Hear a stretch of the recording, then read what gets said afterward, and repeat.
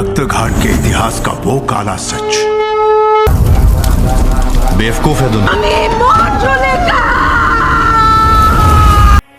17তম দিনে বক্স অফিসে ভুলভুলাইয়া 3 ছবিটি 6 কোটি টাকার ব্যবসা করেছে, ফলে বর্তমানে এই ছবিটির মোট আয় গিয়ে দাঁড়িয়েছে 231 কোটি 40 লক্ষ টাকা।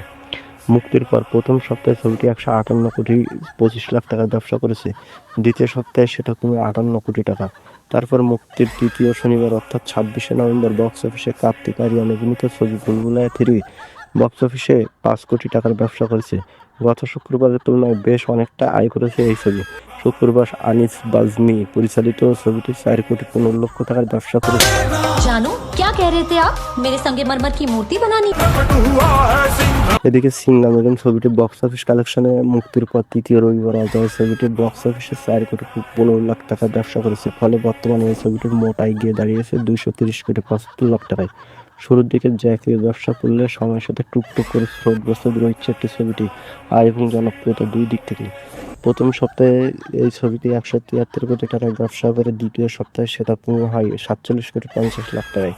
তৃতীয় শুক্রবার সিংনাম এবং ছবিটি বক্স অফিস কালেকশনে বেশ অনেকটাই কম ছিল, 2 কোটি 75 লাখ টাকা, তবে উইকেন্ড আসতে সে পরিমাণ বাড়লো।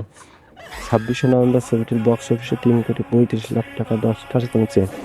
বিনোদনের আর নিউজ আমাদের চ্যানেলটি সাবস্ক্রাইব করুন এবং আমাদের সাথে থাকুন। नहीं है, राजकुमार का पा भी नहीं है। राजकुमार में पा कहाँ से आता है? अवतार तो है।